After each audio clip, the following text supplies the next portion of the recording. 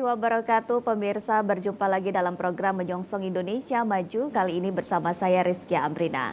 Saudara, kecerdasan buatan dan juga teknologi saat ini luar biasa kemajuannya. Dan kita sebagai masyarakat ataupun juga manusia ini bagaimana menanggapinya? Apakah ini menjadi hal ketakutan bagi masyarakat dan bagaimana kita juga harus tetap mengikuti teknologi masa kini? Kita hari ini akan membahas mengenai tema kecerdasan buatan, teknologi dan juga transformasi digital. Kita sudah hadirkan kedua narasumber kita. Yang pertama ada Pak Julian Supardi, SPD, MT, PhD, akademisi dari Fasilkom Universitas Sriwijaya. Assalamualaikum Bapak, apa kabarnya? Waalaikumsalam warahmatullahi wabarakatuh. Baik ya. Alhamdulillah, sehat selalu. Terima kasih tentunya sudah hadir di TVRI Sumatera Selatan. Dan juga narasumber kita yang kedua ada Bapak Ferdiansyah MKom PhD, Prodi Sistem Komputer dari Universitas Indo Global Mandiri ya. Apa kabarnya Bapak? Baik Mbak, terima kasih. Baik, terima kasih juga tentunya sudah hadir di TVRI Sumatera Selatan. Dan juga untuk pemirsa yang ingin bergabung melalui line telepon di 0711 311454 atau melalui pesan WhatsApp di 081178719974. Baik, ini mungkin banyak masyarakat yang sudah mengenal dengan istilah AI ataupun juga teknologi yang memang sudah makin maju saat ini. Tapi mungkin masih banyak masyarakat yang belum paham ini mengenai kecerdasan buatan yang sudah ada saat ini. Mungkin boleh dijelaskan dulu oleh Pak Julian ini mengenai kecerdasan buatan ini, apa yang membedakan dengan teknologi yang sebelum-sebelumnya dengan teknologi yang paling terbaru saat ini seperti apa Pak? Silakan. Iya, baik, terima kasih Mbak Kiki ya. Jadi alhamdulillah kita bisa bertemu. Selamat siang ya bagi pemirsa. Bersyukur bahwa kita dalam kesempatan ini adalah berbincang-bincang, berbagi ilmu pengetahuan tentang artificial intelligence yang dimana itu sudah kita dengarkan, bahkan hampir semua pelajar dan bahkan hampir semua masyarakat kita mendengarkannya. Jadi mendefinisikan artificial intelligence itu sebenarnya simple tapi bisa tergantung pada levelnya. Jadi namun secara filosofi tentu kita melihat bahwa komputer itu adalah benda mati. Betul. Itu yang pertama. Jadi benda mati itu ingin diperlakukan seperti makhluk hidup. Jadi itu konsepsi berpikirnya. Jadi makhluk hidup ini ada sifatnya adalah hewan, gitu ya. Ada manusia. Nah, jadi dari konstruksi itu kita bisa mendefinisikan AI. Jadi AI itu adalah bagaimana komputer yang benda mati tadi bisa berperilaku seperti hewan, bisa berperilaku juga seperti manusia. Nah, dalam hal ini kita melihat bahwa seperti hewan seperti apa? Misalnya semut. Semut itu dalam menentukan lintasan terpendek, dia pakai algoritma. Dan semut ini ditirukan dengan algoritma, yaitu nama uncolonial. Ada juga yang menirukan sifat seperti burung. Ya, burung. Seperti particle swarm optimization. Dan lain sebagainya, termasuk lebah dan lain sebagainya. Lalu kemudian ada juga yang seperti manusia. Jadi manusia itu dibagi dua juga. Jadi ada yang manusia ini diberikan langsung, ada juga yang mencari sendiri. Diberikan langsung itu seperti apa? Misalkan ada dokter itu punya pengetahuan. Jadi pengetahuannya diambil lalu dimasukkan ke komputer. Lalu kemudian komputer itu nanti bisa memutuskan, bisa bekerja sebagaimana layaknya seorang dokter yang pakar tadi. Baik. Nah, ada juga yang seperti manusia pada umumnya. Apa manusia pada umumnya itu? Yaitu pengetahuannya diperoleh melalui proses belajar dulu. Jadi dia lihat misalkan kita contoh sajalah mengenal huruf A gitu ya. Huruf A itu diajarkan kepada anak-anak. Ini apa? A, disimpan lagi gitu ya. Ini huruf apa? A lagi beberapa kali sehingga otak kita itu merekamlah otak kita bahwa ketika kita melihat simbol itu adalah A. Gitu ya. Nah, yang demikian ini dikatakan sebagai jaringan saraf tiruan yang seperti itu, yang sekarang paling dominan di dalam perkembangan artificial intelligence. Betul, untuk perkembangan AI sendiri yang terjadi di masyarakat. Jadi AI tadi adalah komputer atau program komputer yang menirukan prinsip kerja atau untuk memutuskan sesuatu berdasarkan makhluk hidup memutuskan sesuatu. Itulah. Jadi buatan. Jadi buatan itu adalah kita menirukan itu, gitu ya. Menirukan prinsip itu. Demikian, jadi seperti itu. Baik, mungkin dari Pak Ferdiansyah sendiri ini melihat dengan kecerdasan buatan ataupun juga AI saat ini untuk di Indonesia mungkin transformasi digitalnya seperti apa? Sudah banyakkah masyarakat yang memang menggunakan AI ini atau mungkin masih banyak masyarakat yang menanggapi ada halnya ketakutan dengan AI ini seperti apa? Baik, terima kasih Mbak Kiki. Saya akan coba menjawab transformasi digital Indonesia gitu ya. Kalau saya balik ke belakang sedikit terkait Wakil Presiden kita, Gibran itu sempat ingin mungkin sudah sebetulnya ingin memasukkan kurikulum AI ini di semua lini pendidikan kita dari dasar hingga menengah. Tujuannya apa? Tujuannya adalah untuk mempercepat transformasi tadi gitu ya. Jadi supaya dari anak SD ini sampai ke menengah itu paham literasi bagaimana menggunakan AI dengan baik, paham menggunakan teknologinya yang dijelaskan sama Bapak Julian tadi terkait bagaimana AI itu dapat membantu kehidupan manusia gitu kan, mempercepat proses otomasi dan lain sebagainya. AI sendiri sebetulnya teknologi lama yang sudah booming di tahun 90-an. Cuma mungkin sekarang ini semakin simpel untuk digunakan gitu. Dulu mungkin AI itu hanya digunakan oleh akademisi, researcher, peneliti. Kalau sekarang ini semua lini masyarakat bisa menggunakan. Bahkan orang tua yang mungkin kita bilang kurang peka terhadap teknologi, sekarang itu sudah bisa menggunakan AI, misalnya mengganti foto, mengganti background. Jadi AI ini sangat membantu dan mempercepat transformasi Indonesia, tetapi mungkin perlu literasi. Itu kenapa mungkin Wakil Presiden kita menganggap AI ini penting untuk mempercepat transformasi tadi, termasuk misalnya mendukung UMKM dan lain sebagainya tadi. Begitu Mbak Kiki. Tapi kembali ke Pak Julian tentunya, kalau melihat juga dengan tanggapan dari Pak Julian sendiri, ini kalau untuk di Indonesia sendiri, ini AI ini seperti apa Pak transformasi digitalnya sendiri? Iya, baik Mbak Kiki ya. Jadi sebelum kita bicara panjang lebar posisi kita tentang artificial intelligence itu, jadi orang-orang yang terlibat di dalam artificial intelligence itu bisa dibagi menjadi 3. Jadi yang pertama adalah pengguna AI, itu yang pertama. Yang kedua adalah narasumber AI. Dan yang ketiga adalah pengembang AI. Nah, jadi posisi kita itu di mana gitu. Yang masyarakat awam ini adalah mungkin sebagai pengguna AI. Jadi dia tidak paham atau tidak perlu tahu bagaimana AI itu diciptakan, ya, UMKM dan lain sebagainya itu menggunakan AI dan lain sebagainya. Di situ misalnya dia ingin mendesain produk tertentu. Dia sebutkan saja spek dari produk yang ingin dia desain. Lalu kemudian dari situ dia bisa menggunakan AI mencari ide dan lain sebagainya. Nah, jadi ini adalah pengguna.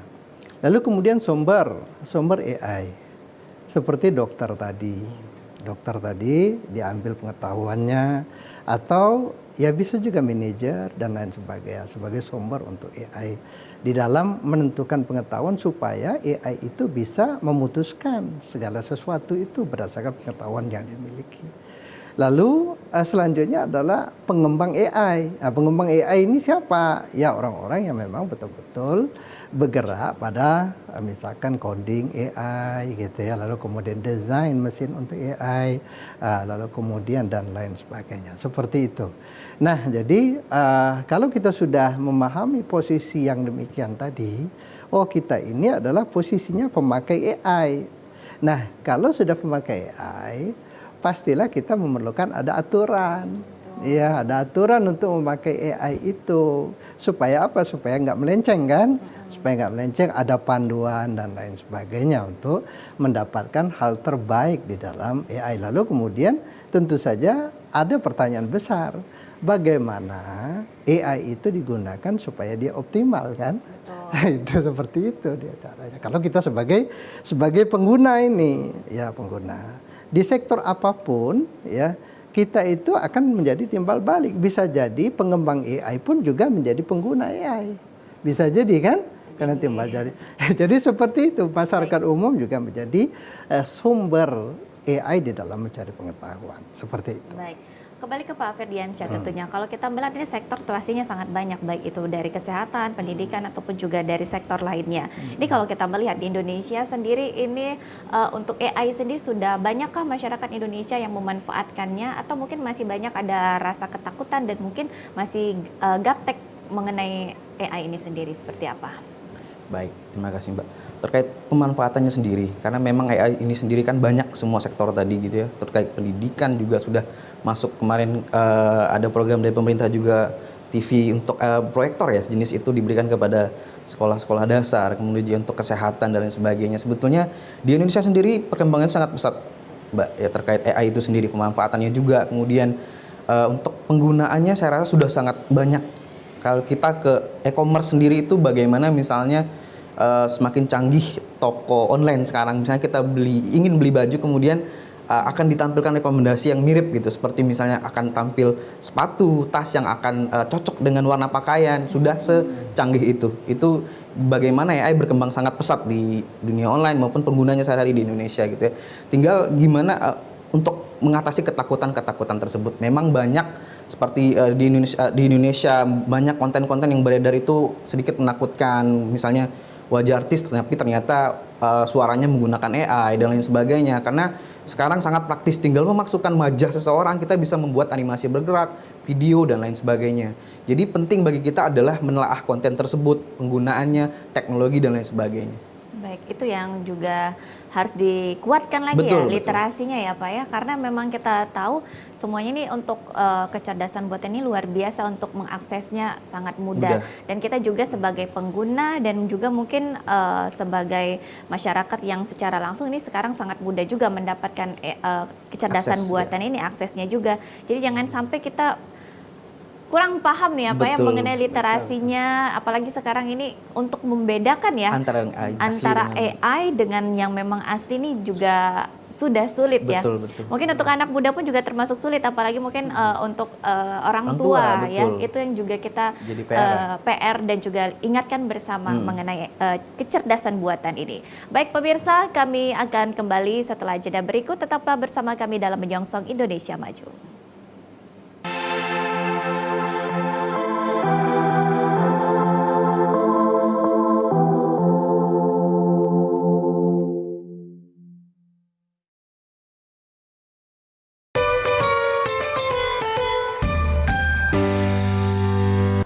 Online. Iya, sekarang nih kan zaman sudah canggih ay. Tidak perlu lagi gitu nak melok kelas masak nian ke sana. Ini dari ABB, cak mana cara bikinnya. Jadi, pastilah lemak. Ini apa? Kau ini becak apa dulu? Becak rendang daging. 3 hari diangati, tambah lemak. Agak 30. Idangnya. Tapi kira-kira utang aku bagi dulu dibayar boleh kan? Terima segala kekurangan, bersyukur intinya. Wait.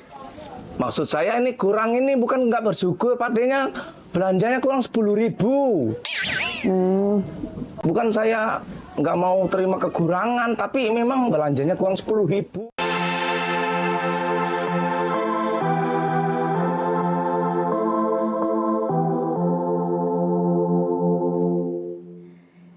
kasih pemirsa, Anda masih bersama kami dalam Menyongsong Indonesia Maju dan kita masih membahas mengenai tema kecerdasan buatan, teknologi dan juga transformasi digital.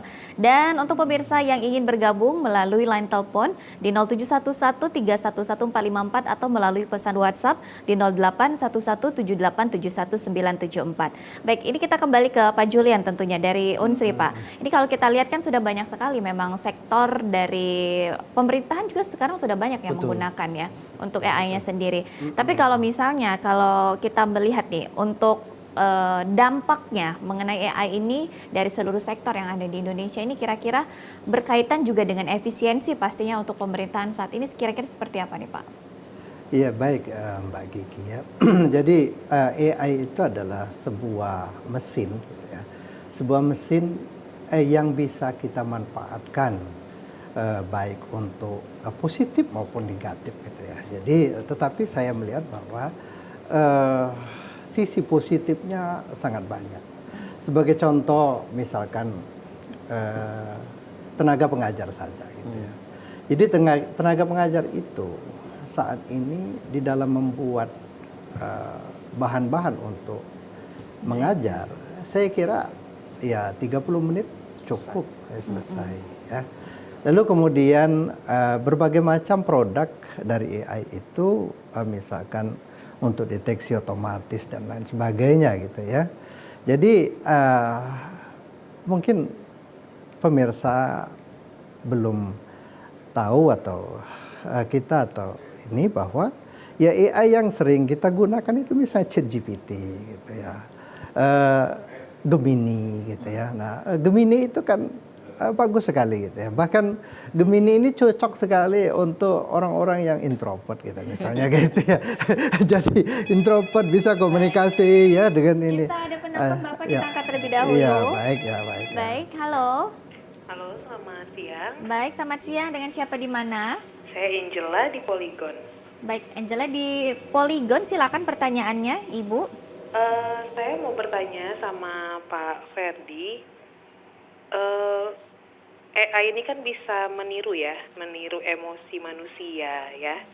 Jadi kalau kita lihat kan banyak sekali sekarang video-video AI yang bisa manusianya lagi sedih, lagi senang. Nah, menurut expertise AI ini benar-benar punya emosi kah seperti manusia? Karena kan kadang-kadang sekarang banyak yang aneh-aneh ya. Ada orang yang menikah dengan boneka gitu. Nah, bisakah ibaratnya AI ini nantinya punya emosi seperti manusia gitu nanti ke depannya? Nah, bisakah dijelaskan?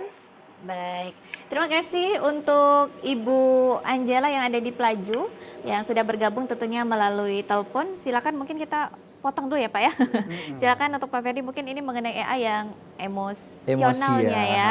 Kita lihat juga di video sudah banyak juga yang beredarnya seperti apa kira-kira Pak? Oke, terima kasih Bu Angela atas pertanyaannya.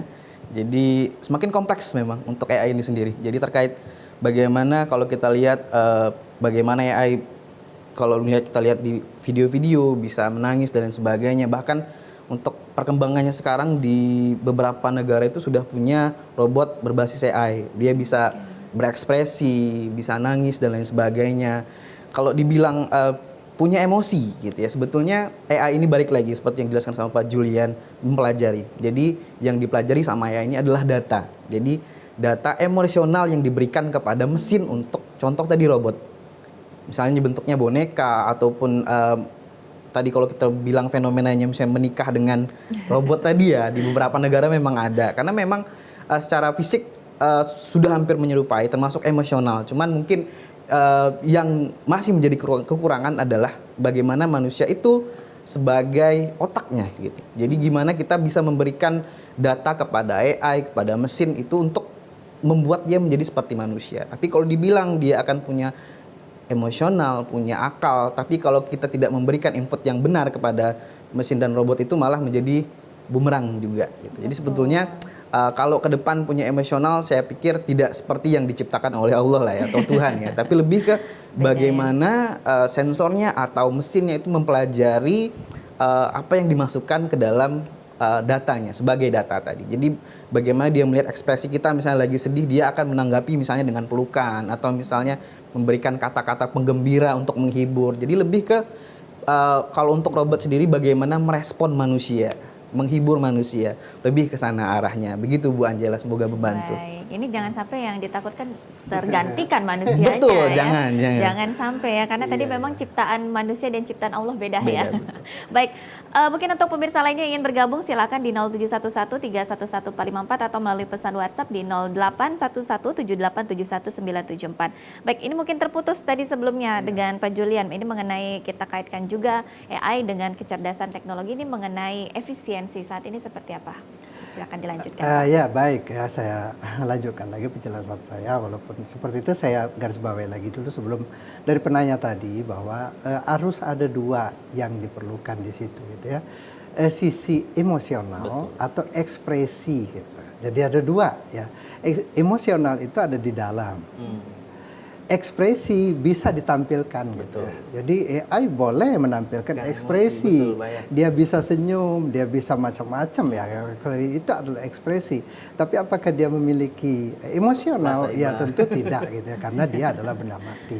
Itu yang pertama ya, benda mati. Tapi ekspresi oke, seperti robot sepia gitu. Kalau buka itu robot sepia, itu sudah canggih sekali. Oke, baik. Terkait dengan kelanjutan materi kita gitu ya, materi kita yaitu efisiensi menggunakan AI pasti ya gitu ya. Jadi efisiensinya banyak sekali gitu ya. Jadi kita misalkan begini, contoh tadi di dalam penyelenggaraan pemerintahan gitu ya, pemerintahan itu. Jadi kalau kita misalkan mau berurusan gitu ya, setelah kita digitalisasi semuanya gitu, lalu kita mengambil sebuah keputusan gitu, ingat bahwa AI itu bisa mengenali apakah seseorang itu asli atau tidak gitu ya, asli atau tidak. Kita berapa banyak bisa menciptakan yang smart itu menggunakan AI. Seperti saat ini baru kita akan mulai yaitu mengembangkan smart farming misalnya. Lalu kemudian efisiensi dalam birokrasi. Maaf saya cerita bahwa saya itu lama tinggal di Taipei. Jadi gitu ya, ada sekitar 4 tahun lebih, 4 tahun tinggal di Taipei. Ketika saya berurusan untuk memperpanjang namanya ARC, saya cukup dari Indonesia. Dan mereka sudah bisa memutuskan apakah saya layak untuk diperpanjang atau tidak ARC saya. Gitu. Nah, jadi hal-hal yang seperti itu tentu sekali lagi akan menambah efisiensi pekerjaan-pekerjaan kita di dalam kehidupan sehari-hari. Menjadi guru, betapa mudahnya kita sekarang bahkan mengoreksi esai pun juga sudah bisa menggunakan AI. Baik. Ya, esai. Ya, jadi luar biasa kita efisiensi. Berkorelasi ya, untuk efisiensi yang memang sekarang sedang dijalankan juga ya. Pastinya juga membantu untuk baik seluruh sektor yang ada di pemerintahan juga. Baik pemirsa, kami akan kembali setelah jeda berikut, tetaplah bersama kami.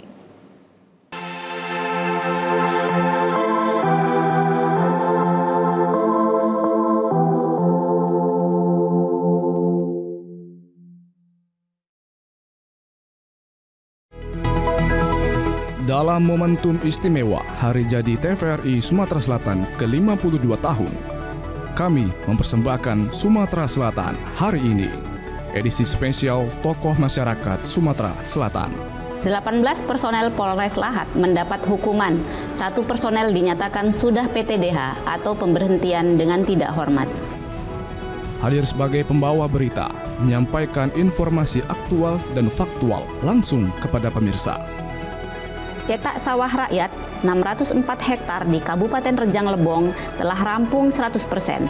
Program cetak sawah tersebut merupakan salah satu program unggulan Presiden Prabowo untuk mewujudkan swasembada pangan.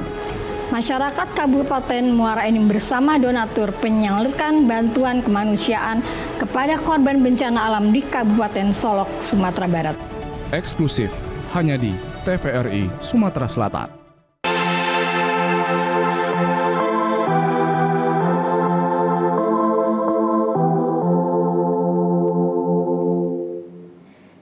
kasih pemirsa, Anda masih bersama kami dalam Menyongsong Indonesia Maju. Dan untuk pemirsa yang ingin bergabung melalui line telepon di 0711311454 atau melalui pesan WhatsApp di 081178719774. Baik, ini sudah masuk pertanyaan melalui WhatsApp dari Ibu Lia yang ada di Palembang. Ini bagaimana fenomena AI yang saat ini tidak sedikit dimanfaatkan untuk merugikan orang lain, seperti penipuan ataupun mungkin lainnya. Bagaimana sebaiknya regulasi dan juga edukasi terkait AI ini agar tidak semakin meluas dan juga tidak disalahgunakan. Mungkin ke Pak Ferdiansyah terlebih dahulu, silakan.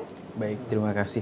Terkait penyalahgunaan Mbak ya, penggunaan AI ini banyak sekali untuk sekarang ini. Bahkan kemarin kita baru saja dari Komdigi itu melakukan pemblokan terkait Grok ya, kalau kita sempat dengar beritanya terkait AI di Twitter yang diblok karena memang banyak melakukan penyalahgunaan gitu ya. Jadi memang di Indonesia sendiri kita punya UU PDP terkait perlindungan data pribadi, kemudian juga UU ITE terkait hal tersebut. Jadi memang Indonesia sebenarnya sudah punya regulasi terkait hal tersebut. Mungkin memang perlu diperinci dan mungkin diatur dengan lebih baik, karena terkait misalnya AI ini, bagaimana AI ini kan sekarang happening viral, banyak pengguna aplikasi yang muncul setiap tahunnya, ada aplikasi baru, jenis baru, teknologi baru. Jadi mungkin kita perlu adaptif terkait regulasinya, dan meningkatkan literasi juga penting terkait bagaimana penggunaan AI yang lebih baik untuk masyarakat kecil hingga menengah gitu kan untuk penggunaan AI. Jadi untuk regulasi saya pikir Komdigi sudah punya UU sendiri terkait hal tersebut. Juga saya lihat juga untuk sosialisasi Komdigi cukup masif terkait penggunaan AI, terkait juga bagaimana pelanggaran-pelanggaran. Jadi saya pikir bagaimana masyarakat menyikapi dan peka terhadap informasi tersebut agar tidak semakin banyak kejadian-kejadian misalnya kriminal, penipuan dan lain sebagainya terkait AI tersebut. Baik, gitu ya. Mungkin Pak Julian ingin menambahkan, silakan. Iya, baik. Jadi begini ya, apa namanya, AI itu seperti pisau sebenarnya, sudah saya katakan tadi. Jadi kita gunakan untuk apa gitu. Nah, perlu sekali peraturan, perlu sekali panduan, perlu sekali mindset sebenarnya. Jadi mindset kita, kalau kita orang baik gitu ya, menggunakan AI untuk tujuan kebaikan gitu.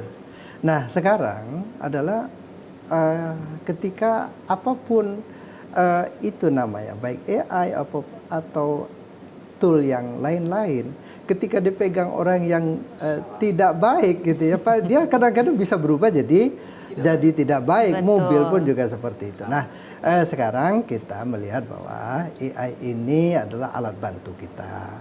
Lalu kemudian tentu ada antinya. Misalkan di bidang akademik itu sudah sangat bagus di dalam mengecek misalnya untuk publikasi penggunaan AI gitu ya. Baru-baru ini di Hong Kong bahkan adalah salah satu profesor terkenal, profesor besar di Hong Kong itu dia harus berhenti gitu ya dengan mengundurkan diri karena tertangkap plagiat atau menggunakan AI itu. Nah, jadi di Hong Kong itu beritanya viral gitu ya, bahkan mantan pejabat di universitas tersebut. Nah, jadi kenapa demikian? Karena memang kita menggunakan AI. Nah, selain itu sebenarnya letakkanlah sesuatu memang pada orang yang di bidang itu atau di tepat pada posisinya. Jadi menilai apakah ini produk AI atau produk bukan AI itu adalah orang yang tepat, orang yang pakar di bidang itu. Ya jangan-jangan kita mengatakan bahwa oh ini AI, jadi semua sekarang ini kan sudah bisa di make up, foto sudah bisa bagus segala macam. Betul. Fotonya asli, kita bilang ini karena dia sangat katakanlah di up-nya terlalu tinggi sehingga ya kita mengatakan ini produk AI. Padahal itu original. Nah jadi karena itu sekali lagi kita memang butuh sekali aturan gitu ya, aturan main di mana posisi kita untuk ini mengatakan ini AI. Misalkan dalam mendesain sesuatu itu batasannya apa gitu misalnya, batasannya apa ya seperti itu. Nah ini yang menjadi permasalahan juga mungkin masalah plagiat juga ya ini ya, dan juga mungkin regulasi dan hukumnya sebenarnya sudah adakah, dan juga mungkin banyak masyarakat yang sudah menggunakan AI ini untuk entah untuk bisnisnya ataupun mungkin untuk pekerjaannya sehari-hari, tapi kadang tidak tahu terjadi adanya plagiat. Ini kira-kira seperti apa nih Pak? Boleh silakan Pak Briansyah. Ya, untuk fenomena plagiarism gitu sendiri Mbak ya. Jadi memang ini sangat masif di masyarakat, kayak memang di sosial media sendiri kan kita sudah banyak media-media ini kadang sudah disertakan AI, kemudian juga sosial media platform itu banyak digunakan untuk live streaming dan sebagainya, dan banyak bentuk yang diciptakan menggunakan AI, sehingga untuk hal-hal tersebut memang kita harus aware lah terkait hal tersebut gitu ya. Bagaimana AI ini penggunaannya seperti apa gitu kan. Kemudian juga untuk terkait plagiarism itu mungkin ada batasan yang mungkin kita harus pahami gitu. Jadi misalnya bagaimana misalnya kita membuat lagu dari AI kemudian diklaim sebagai diciptakan oleh diri sendiri. Nah, itu nggak bisa gitu. Jadi memang harus disertakan sumbernya. Sama seperti yang Pak Julian ceritakan tadi terkait profesor di Hong Kong, Mbak ya. Jadi bagaimana AI itu bisa ngebuat paper sendiri gitu, artikel, kemudian dipublikasi. Tapi apabila itu diklaim sebagai produksi dari dia sendiri, nah ini nggak bisa gitu. Jadi memang ada batas-batas yang harus dicantumkan pada saat kita mau misalnya memproduksi sesuatu menggunakan AI gitu. Jadi memang di beberapa sosial media saya lihat di beberapa platform juga misalnya dia memproduksi film menggunakan AI disertakan ini memang AI. Jadi orang jelas bahwa ini film ini dibuat menggunakan AI. Nah, yang jadi masalah adalah misalnya yang salah satu batasan mungkin seperti ini ya, Mbak. Jadi dia buat video tapi menggunakan wajah yang mirip dengan misalnya artis misalnya yang tidak mendapatkan izin dari artis tersebut atau dari orang yang bersangkutan, itu tidak bisa.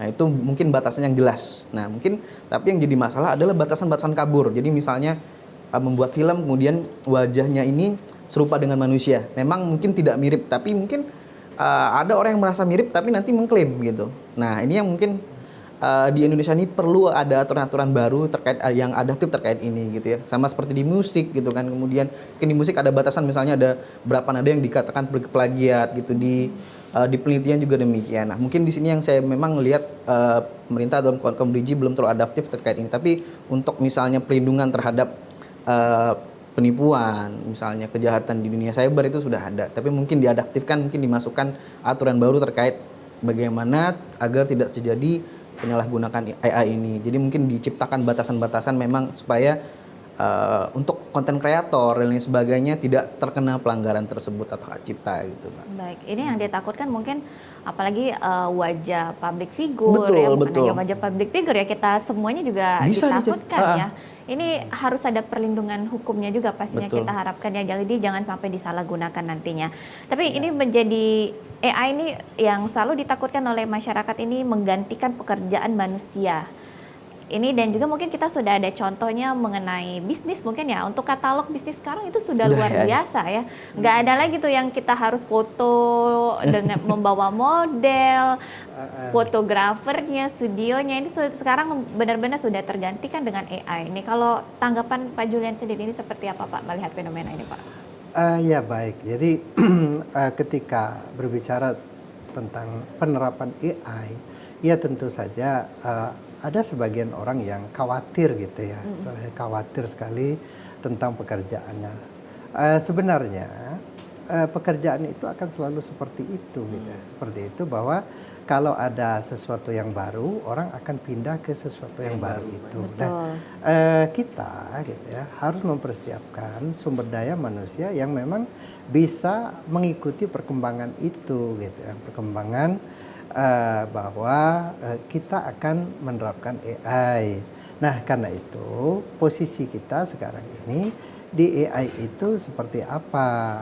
Yang sudah saya katakan tadi, posisinya kan ada 3 tuh. Otomatis bahwa dengan pengembang AI berarti membutuhkan berbagai macam programmer, berbagai macam training AI, berbagai macam manajemen sistem di AI. Ini butuh orang yang lain kan. Nah, lalu kemudian kalau kita misalnya produk-produk tertentu bahwa ada dalam hal ini bahkan Jensen Huang itu ya yang pemiliknya CIO Nvidia itu memprediksi banyak sekali pekerjaan itu akan hilang ketika berhadapan atau kita menerapkan AI. Seperti programmer saja sekarang ini gitu ya. Programmer itu sebagian besar bisa ditangani oleh AI sekarang. Baik. Jadi programmer, jadi berita beberapa waktu yang lampau bahwa banyaknya alumni dari computer science di US gitu ya, itu menganggur gitu ya. Kenapa? Karena computer science kan program. Lalu kemudian program ini digantikan oleh AI sebagian. Nah, jadi itu hal-hal yang bisa. Tetapi kan adalah namanya adalah database atau katakanlah data science engineer. Jadi komunikasi antara data science engineer, ada pekerjaan baru. AI membutuhkan, jadi ketika zaman ini gitu ya, AI itu adalah salah satu pilar dari namanya industri 4.0 gitu ya. Jadi hanya satu pilar saja. Apa saja lagi yang lain? Ada namanya big data. Ada namanya internet of things gitu ya. Nah, kondisi yang ini melebar sedikit di posisi seperti itu, maka membutuhkan tenaga kerja yang baru. Betul. Itu. Nah, sebagai contoh seperti ini saja. Ada Gojek sekarang gitu, ada online. Di satu sisi dia menenggelamkan ojek pangkalan gitu. Di satu sisi berapa banyak juga orang yang terrekrut terhadap pekerjaan baru ini sebagai driver ojek, sebagai gokar gitu. Jadi tidak perlu khawatir yang seperti itu. Nah, sementara yang namanya hal-hal terkait dengan kebutuhan pokok, misalnya tentang perikanan, tentang lain sebagainya, yaitu tetap saja membutuhkan tenaga kerja yang manusia yang tidak bisa digantikan oleh AI. Iya, pastinya tidak tergantikan ya kita harapkan ya. Karena memang berbeda untuk kita melihat mungkin sekarang dengan kecanggihan dan juga transformasi digital yang luar biasa, tapi untuk kecerdasan manusia dan kecerdasan buatan juga tidak bisa disamakan pastinya ya Pak ya. Baik, kalau kita kembali ke Pak Ferdiansyah terutuhnya, untuk penggunaan AI ini sendiri pastinya ada etikanya juga ya dalam penggunaan dan juga dalam pengembangannya sendiri. Ini kira-kira bagaimana? Tapi nanti kita bahasnya setelah jeda berikut. Untuk pemirsa tetaplah bersama kami dalam Menyongsong Indonesia Maju.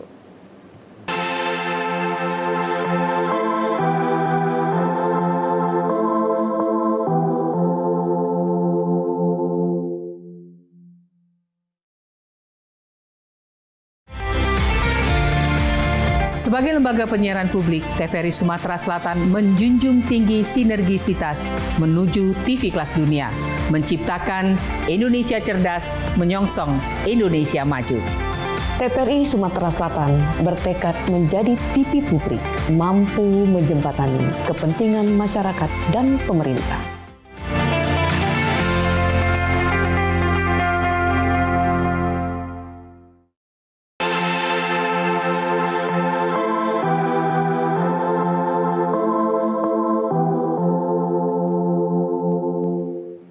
Pemirsa, Anda masih bersama kami dalam Menyongsong Indonesia Maju dan kita masih membahas mengenai kecerdasan buatan, teknologi dan juga transformasi digital.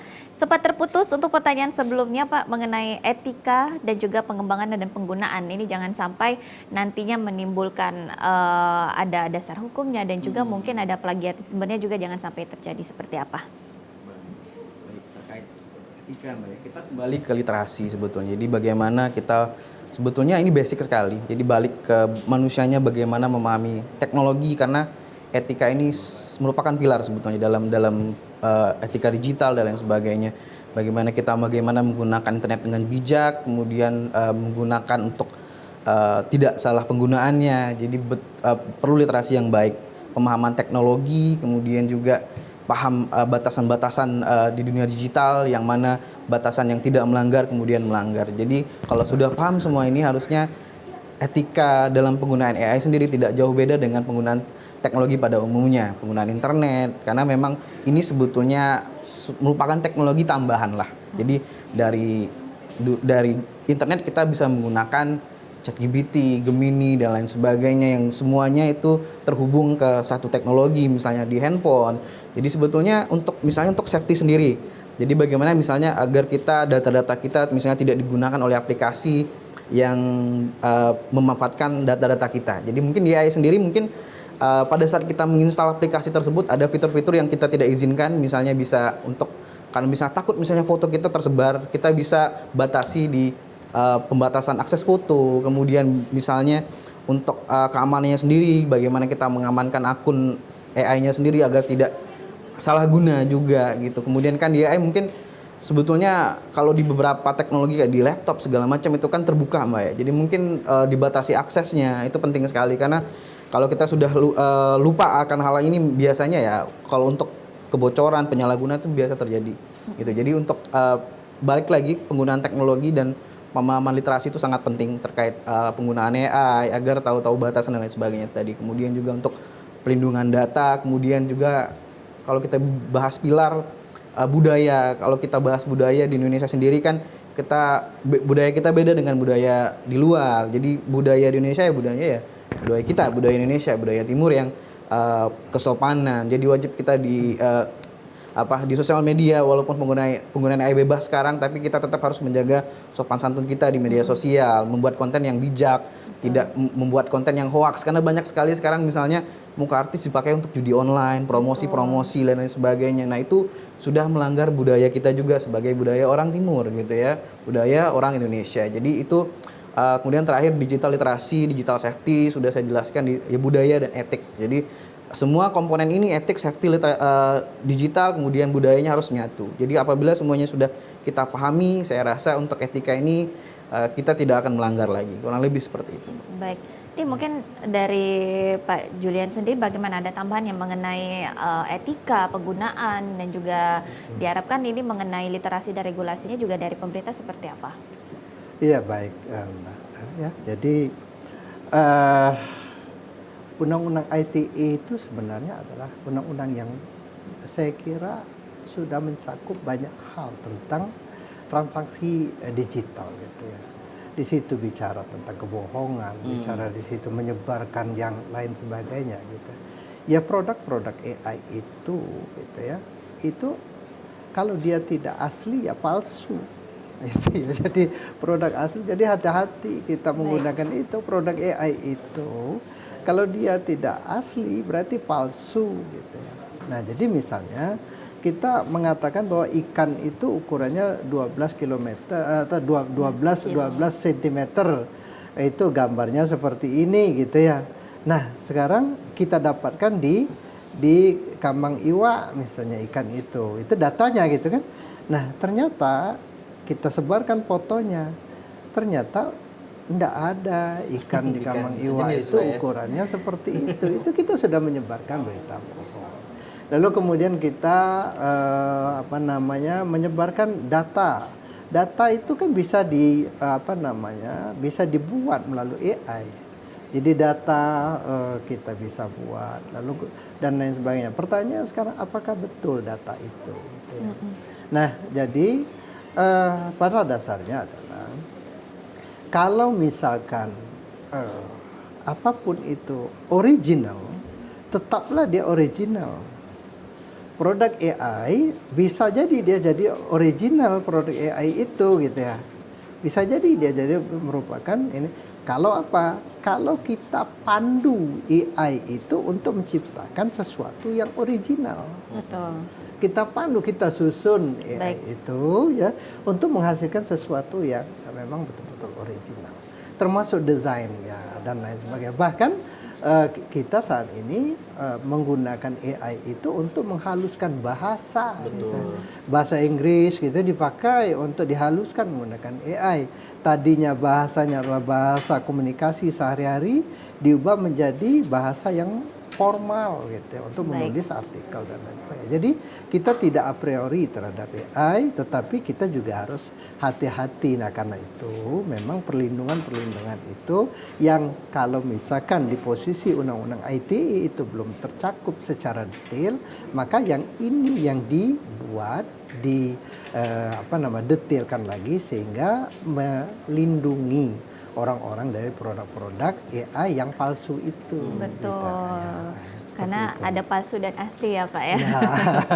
Baik. Palsu. Ini kembali ke Pak Firdiansyah, mungkin ada himbauan mengenai untuk pengguna, baik pun juga pemerintah mengenai himbauan dan masukan dengan kecerdasan teknologi ini seperti apa? Silakan. Kalau himbauan saya sih sebetulnya jangan takut menggunakan AI sebetulnya.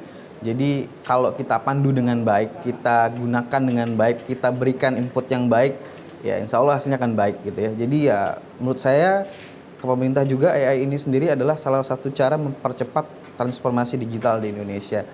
Tinggal bagaimana penerapan aturannya dan bagaimana meliterasinya ke masyarakat umum gitu, agar transformasi ini tidak menjadi transformasi yang terlalu cepat, tidak juga terlalu lamban, pas gitu.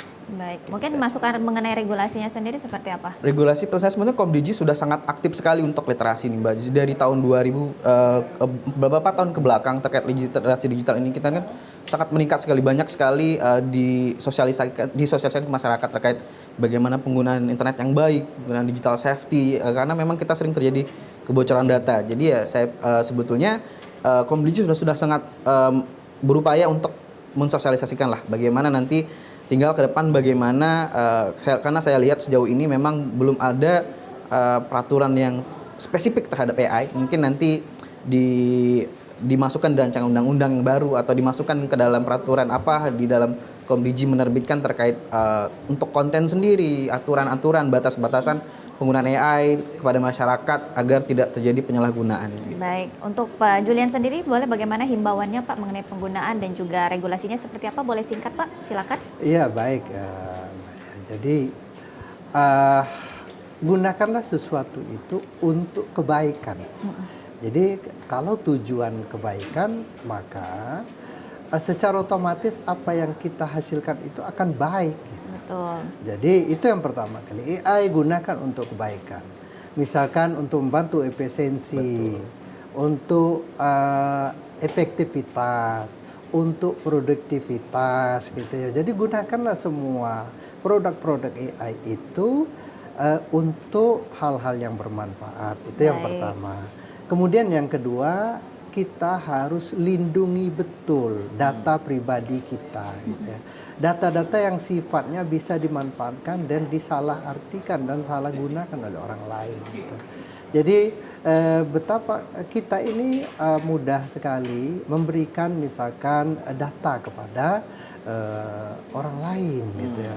Yang kadang-kadang kita tidak kenal lalu kemudian minta kirim KTP dipegang gitu ya, beserta fotonya, tiba-tiba digunakan untuk yang lain. Nah, dan bisa diubah juga ke tempat yang lain. Nah, karena itu sekali lagi demikian, gunakanlah untuk hal-hal kebaikan. Baik, karena kita tidak bisa juga menghalangi untuk kemajuan teknologi. Kita juga sebagai masyarakat harus juga mengimbangi dengan kemajuan teknologi, tapi itu harus menggunakan dengan bijak.